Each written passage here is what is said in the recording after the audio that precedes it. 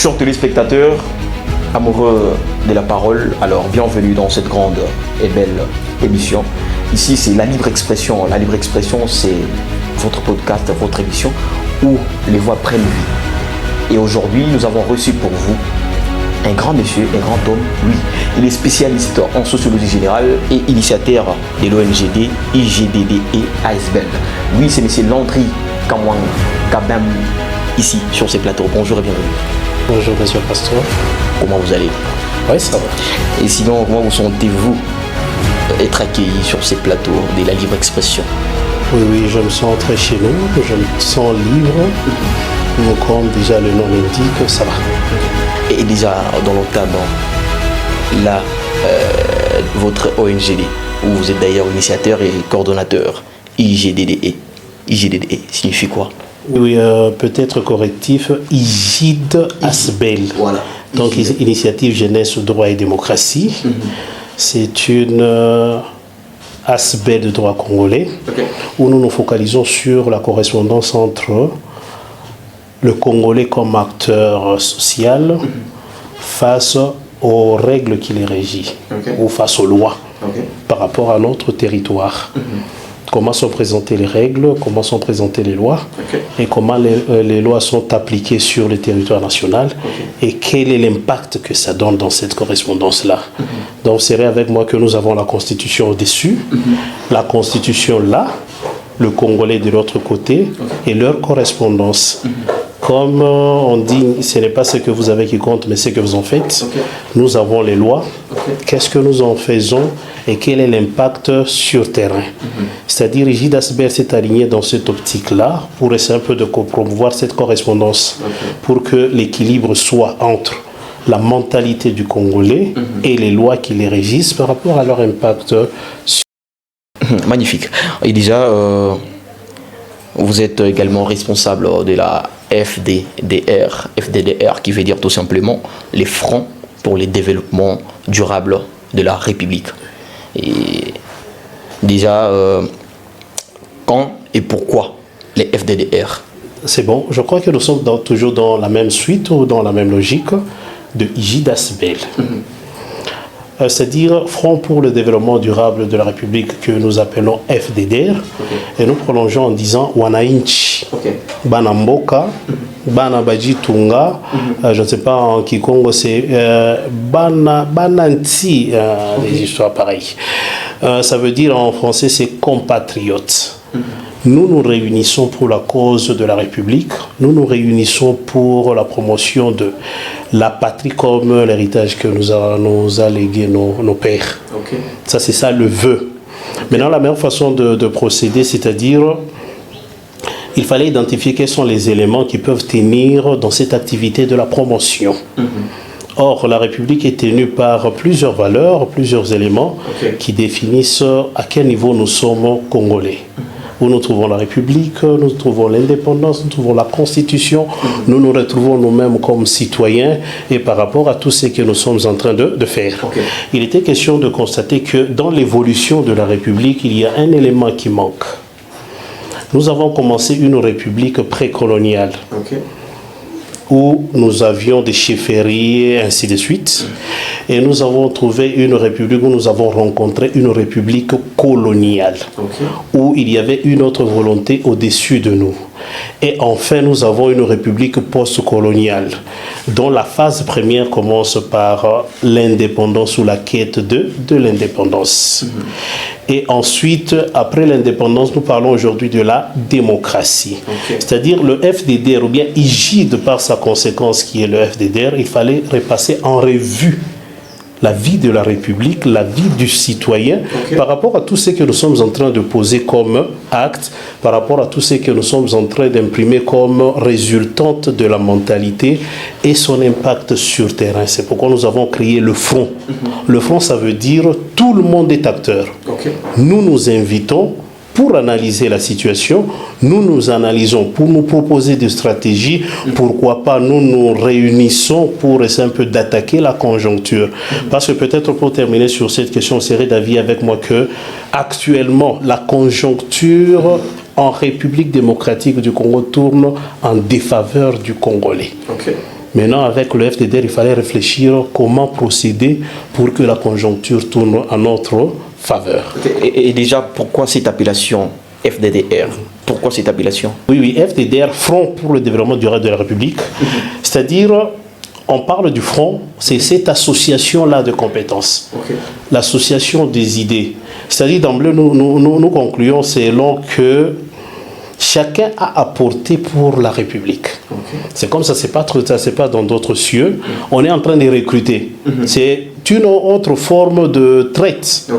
On est en train de vous acheter pour que vous ameniez vos compétences dans d'autres cieux qui comprennent la valeur des inspirations, la valeur de chaque acteur.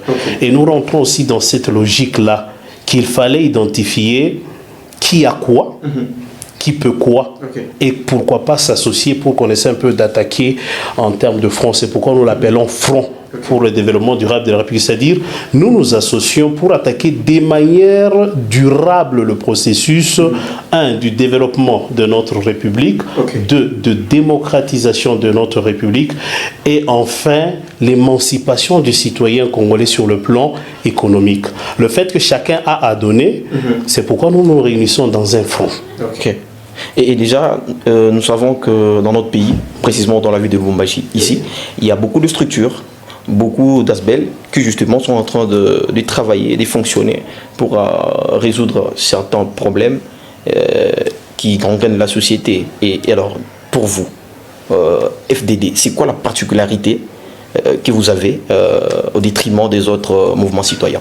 Oui, je crois que ça va revenir encore sur la définition. Comme nous sommes dit, chacun a à donner. Question des particularités, je ne pense pas, mais question peut-être de tonus par rapport à l'attaque. Parce que toutes les structures ou bien les organisations qui se créent, nous abordons presque les mêmes problèmes. Vous sentirez de l'autre côté socio-économique, vous sentirez de l'autre côté peut-être émancipation, et ainsi. Nous sommes toujours dans les mêmes thèmes. C'est question de niveau maintenant d'attaque. Nous, notre problème, c'est que vous constaterez plutôt, permettez avec moi que toutes les structures que nous créons, nous allons vers les décideurs, qu'ils prennent une décision pour que nous ayons la possibilité de réaliser notre point de vue ou bien de parvenir à notre point de vue, pourquoi pas de matérialiser notre vision.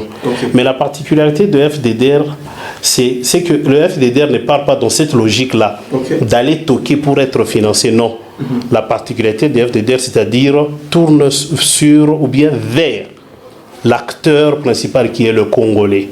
C'est-à-dire tout Congolais. Oui, sans exception. Nous mettons au centre le Congolais pour exploiter ses capacités d'influer sur le processus qui vise sa cause et la République. Je veux vous donner un cas. Prenons le cas de l'aviation congolaise. Il y a la politique au niveau élevé, la politique est en train de se battre pour résoudre ces cas-là.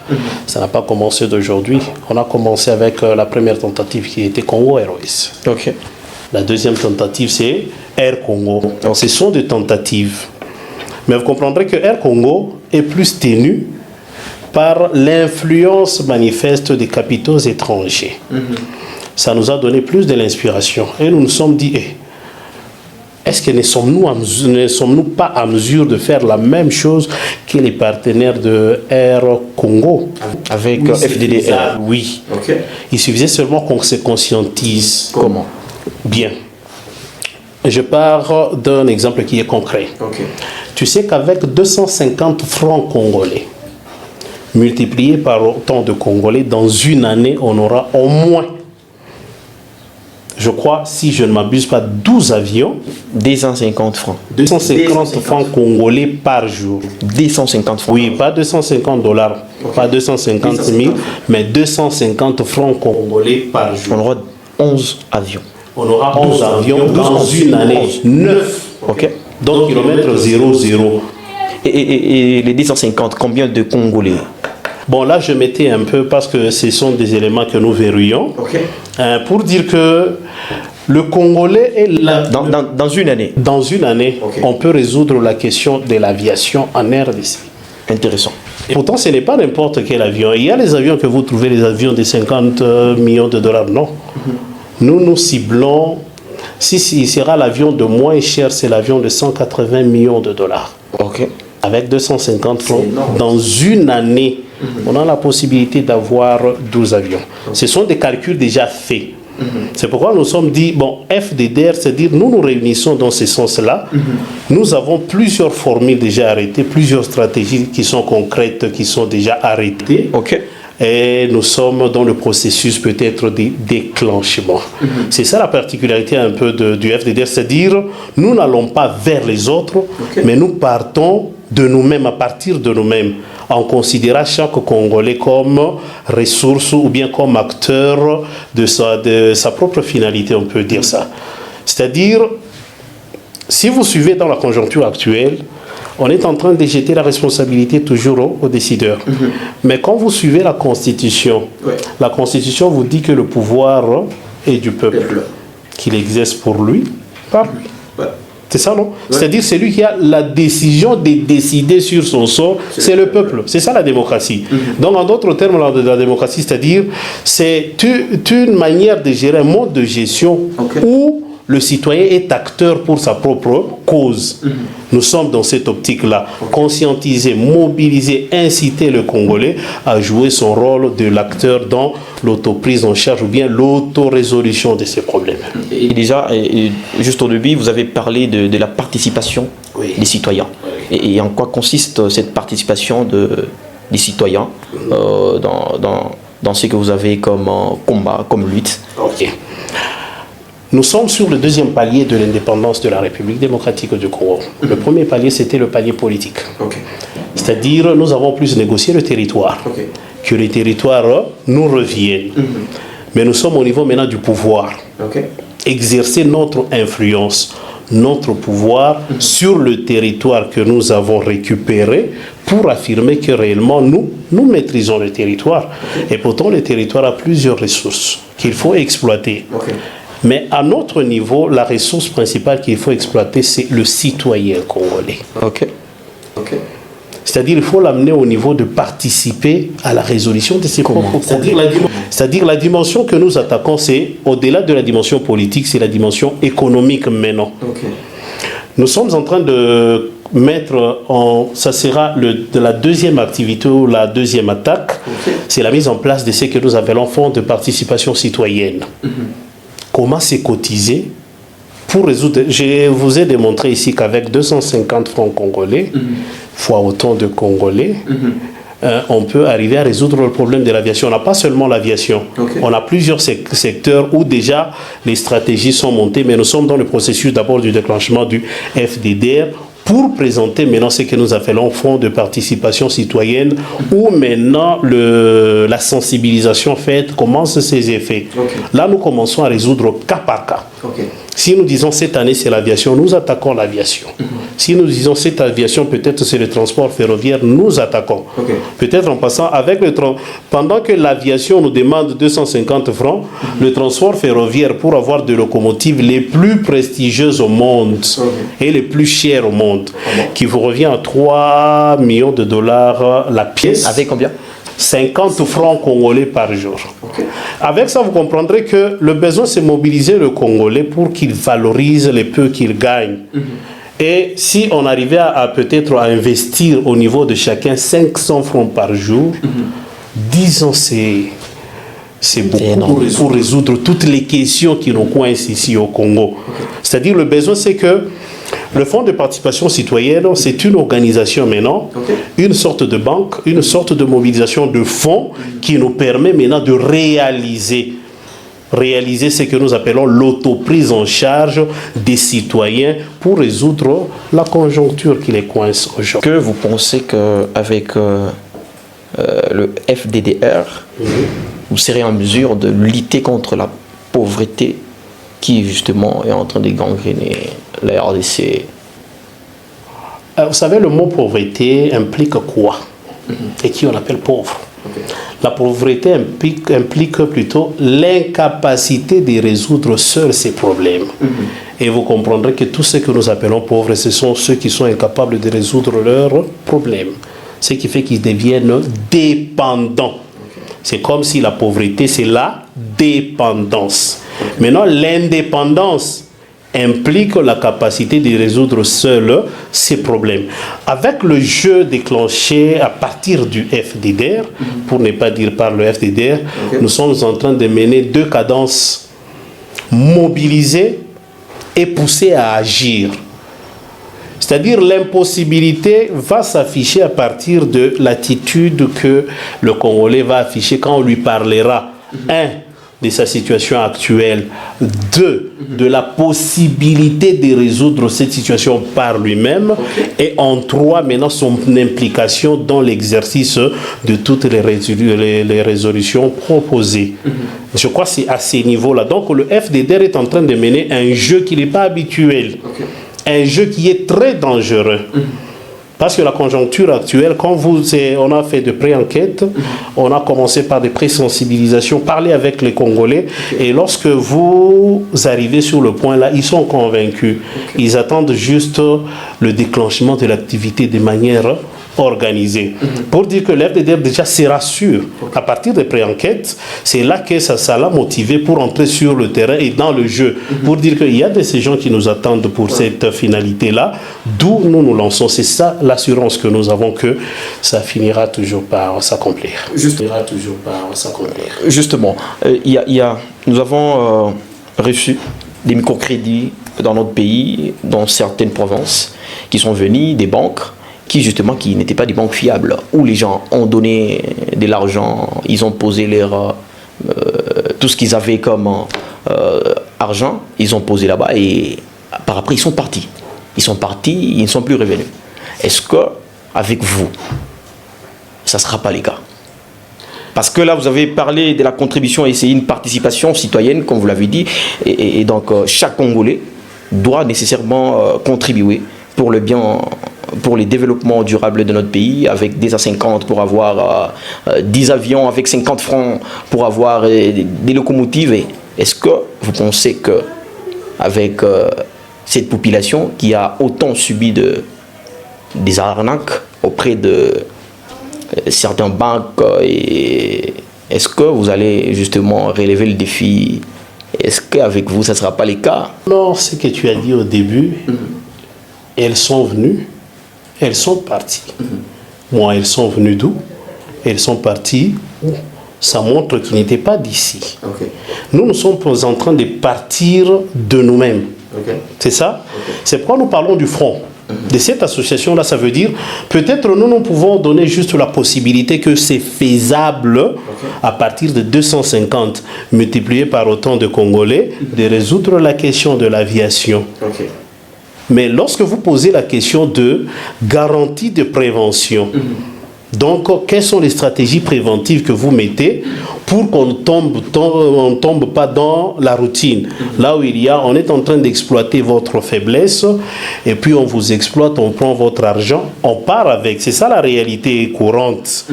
C'est pourquoi nous parlons du front. Il y a ceux qui doivent venir avec ces stratégies-là. Nous sommes au niveau d'abord du montage de l'opération. Comment on peut procéder pour essayer un peu de verrouiller, pour essayer un peu de sécuriser cette opération-là, ou bien les petites contributions de malheureux Congolais. Parce que le besoin qu'ils comprennent que tout doit partir de moi. Tout doit prendre forme à partir de moi. Donc le Congolais doit voyager. Le Congolais doit être mobile. Parce que vous serez d'avis avec moi que depuis tous ces temps, le Congolais n'a jamais été dans l'histoire du Congo. Vérifiez. Comment? Oui. La question de l'indépendance lui a été présentée, mais ça n'a pas été vulgarisé. On ne savait pas c'était quoi les tenants et les aboutissants. C'est comme s'il y avait une classe qui menait le jeu. Et c'était parti comme c'était parti. Ils sont arrivés au bout. Ça a explosé comme ça a explosé. Nous nous sommes retrouvés sous l'emprise de l'autoritarisme, de la volonté d'une seule personne. Aujourd'hui, il y a ces vœux-là que la volonté de tout le monde s'exprime. La volonté, ce n'est pas seulement critiquer le pouvoir. Et pourtant, quand on parle de la critique, on voit le pour et le contre. Il faut constater que dans ce qui se passe aujourd'hui, parce qu'à chaque fois que nous sommes en train d'évoluer, nous perdons en termes de temps, nous perdons en termes de moyens. Et nous subissons, parce qu'il y a, comme il y a un auteur qui a dit, la population est en train d'évoluer en ordre numérique. Lorsque vous dormez aujourd'hui, ou bien vous êtes distrait aujourd'hui ayant juste une bouche à nourrir, demain il y en aura 2, après demain 3. Quels sont les efforts que vous êtes en train de faire pour adapter cette responsabilité par rapport à votre revenu? Vous voyez comment ça se passe. Maintenant, nous sommes dans cette optique-là. Il faut arriver au niveau où chaque Congolais comprend qu'il s'agit de moi pour nous. Pas il s'agit de nous pour moi, non. Nous pour moi, c'est ce qui se passe qu'on nous mobilise pour la volonté d'une seule personne. Non, non. Il s'agit de moi pour nous. C'est-à-dire, je dois entrer dans le jeu. C'est pourquoi nous sommes en train de... Au niveau où nous sommes en train de récolter tous les mécanismes qu'il faut. Oui, nous avons des stratégies déjà mises en place pour que la mobilisation, bien la canalisation de fonds mobilisés ne quitte pas le circuit prévu. Les stratégies sont là, je crois, au fur et à mesure, nous aurons à parler sur ces stratégies. Mais pour le moment, on est en train de recevoir les techniciens avec qui nous réfléchissons sur la question et je crois que bientôt là, nous allons terminer. Oui, monsieur Landry, en parlant de l'argent, c'est un sujet qui est vraiment très sensible. Oui. Et déjà, comment vous sensibilisez la jeunesse congolaise, plus particulièrement celle de Lubumbashi, concernant votre initiative, votre projet?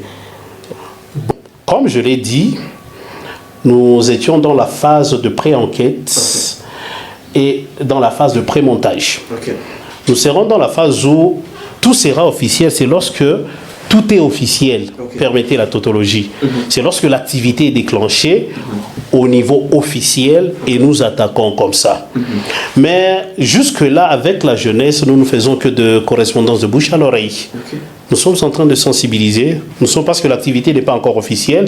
Elle sera bientôt juste à la sortie du FDDR. C'est alors que l'activité sera officielle. Dans ce cas, nous allons essayer un peu de dévoiler toutes les stratégies mises en place. Mais nous attaquons plus par l'organisation des conférences, de colloques, et nous parlons. Ça s'est fait de manière d'abord jusque-là officieuse, mais bientôt là, ça sera officiel. On a même déposé le TDR, je crois, de notre conférence que nous appelons Wanainchi, où nous allons mettre en face de la jeunesse ceux qui sont censés parler à la jeunesse pour n'importe quelle question. Par exemple, sur la question sécuritaire, qui est censé parler à la jeunesse? Parce que celui qui est censé parler à la jeunesse permettez, ne manquera pas de mots, ne manquera pas d'inspiration. Sur la question de l'implication de la jeunesse dans l'économie de la province ou du pays. Il y a ceux qui sont censés tenir ce discours-là. Ce n'est pas tout le monde. Donc, nous sommes déjà avec la jeunesse, nous sommes à ce niveau-là. C'est déjà au niveau du ministère. Le dossier est transféré au niveau du gouverneur. Et nous poursuivons et nous allons dévoiler les retombées ensuite. Alors que vous êtes en pleine préparation pour la mise en place de tout ce qu'il faut, quels sont les défis que vous rencontrez? Quels sont les défis que le FDD est en train de rencontrer? Il y a toujours chemin aller, chemin retour. Il y a toujours ces deux possibilités-là. Il fallait normalement qu'on fasse les démarches comme toutes les autres structures. Aller chez les décideurs, les détenteurs de capitaux jusque-là, parce que l'argent jusque-là de la République est au niveau de la dimension politique. Il faut qu'il y ait une implication politique pour que vous ayez résolution de vos problèmes sur le plan financier. On n'est pas dans ça, bien que ça c'est une option qui est un peu supplémentaire, mais nous sommes déjà nous-mêmes qui sommes membres, nous nous mobilisons. Et nous sommes en train d'utiliser nos propres moyens. C'est-à-dire, la dépense à engager, c'est autant. Déjà, nous commençons cet exercice-là. Avec cet exercice, nous sommes en train de comprendre que c'est facile. Il y a des dépenses qui peuvent vous coûter $1000, mais lorsque vous entrez dans l'idée du front, dans l'idée de la synergie, vous comprendrez que ça peut vous coûter $10. Et pourtant, la dépense est de $1000, vu le nombre. Et lorsque vous répartissez les responsabilités, la dépense, c'est-à-dire c'est déjà l'exercice du fonds plutôt de participation citoyenne que nous avons commencé par le montage du FTDR. Je ne veux pas sortir mon argent, je ne voudrais pas non plus qu'un seul sorte son argent, mais nous sommes toujours dans l'optique là de cotisation, de participation. C'est comme ça. Donc les difficultés, il y en a toujours.